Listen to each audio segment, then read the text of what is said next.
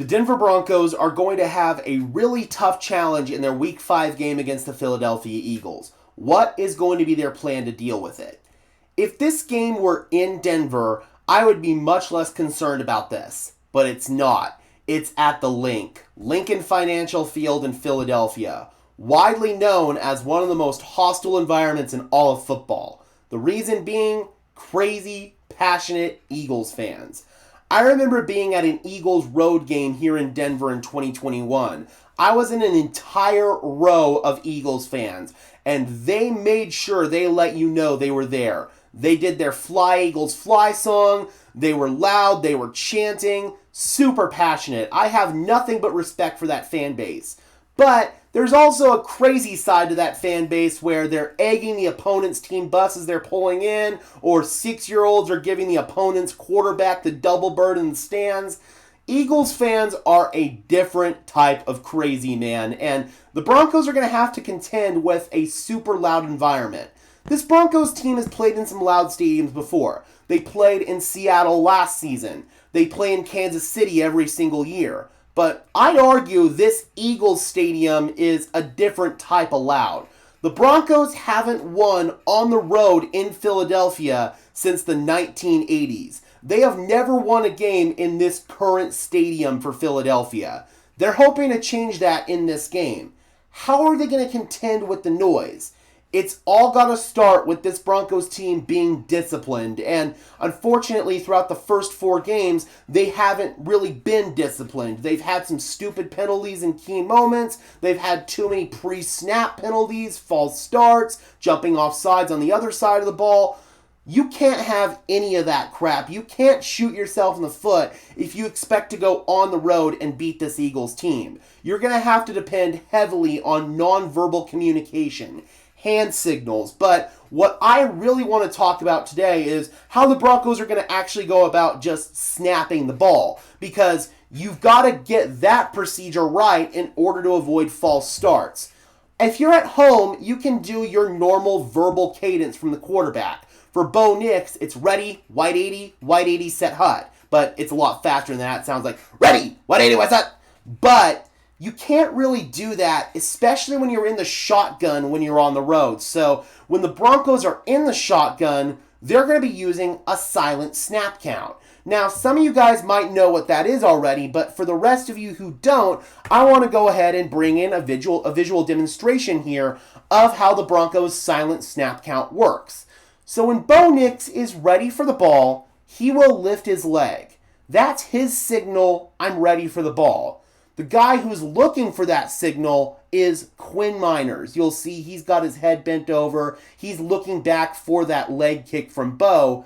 When Bo gives that leg kick, you'll see Quinn get back in his stance, and then he's going to flash his hand in the area where Luke Wattenberg can see it out of his peripheral vision. And then when Wattenberg sees that from Miners, he knows he's ready to snap the ball. So he's going to give his signal with that little head bob right there. And that's going to tell the rest of the offensive line and the receivers, okay, this ball is about to get snapped. And then that's when the ball gets snapped.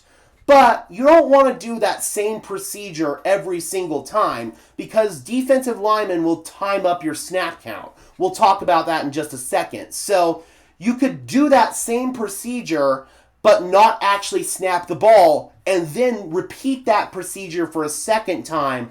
That's basically the equivalent of going on 2 if you are using a normal verbal cadence. So when you're on 2 using a normal verbal cadence, it'll be ready, wide 80 set, hut.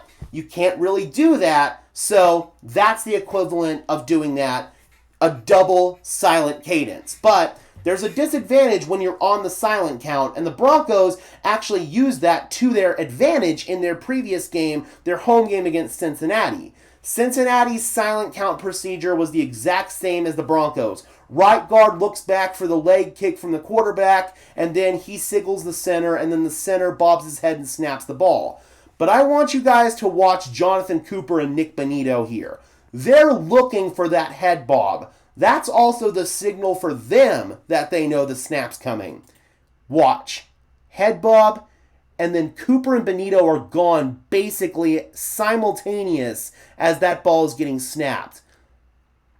That's how defensive linemen, especially edge rushers, get such a good get-off. It's when the opponent is in the silent count. Von Miller was a master of timing up his get-off with that head bob. And Jonathan Cooper and Nick Benito do the exact same thing here. And you'll see that both of the tackles get beat immediately, and Jake Browning gets sacked right there. That's the disadvantage to going on the silent count, but it's something you have to do basically whenever you're on the road. So the Broncos have got to stay disciplined with their silent count.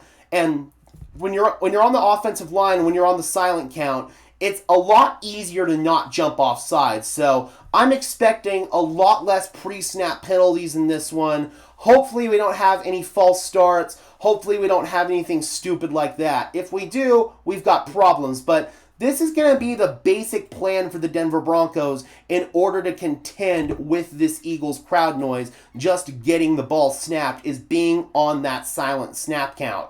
It's all about discipline. You've got to make sure that all 11 guys on offense are on the same page at all times. If you're on that double silent snap count, you've got to make sure that everybody knows you're on that double silent snap count. That way somebody's not jumping off on that first head bob and you end up with a false start penalty. When you're under center, you can still use your normal verbal cadence. So you'll still hear Bo go, ready, 180, what's up?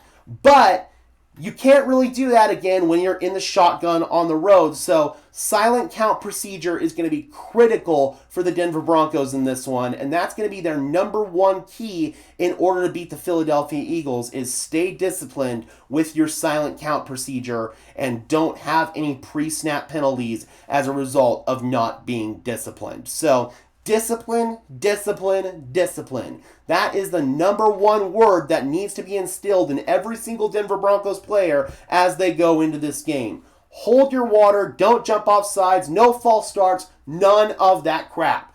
Cannot have it. If it happens once or twice in this game, quite frankly, that's probably enough times to lose this game. There is zero margin for error in this one. Alright, Broncos country, be sure to leave a like on this video as well as subscribe and ring the bell so these videos appear in your notification feed. I would really appreciate it, guys. Those are both free and easy ways to show your support. Helps tell YouTube's algorithm to push us out, and it helps us get seen by more and more members of Broncos country just like you and me. Additionally, if you guys want to go above and beyond in supporting the channel, please consider becoming a channel member today. I would really appreciate it, guys. It's not mandatory whatsoever, but if you guys want some extra perks and incentives in exchange for helping me out, the link is in the description below. Alright guys, and until next time, I'm your host Gage Madrid, saying peace out.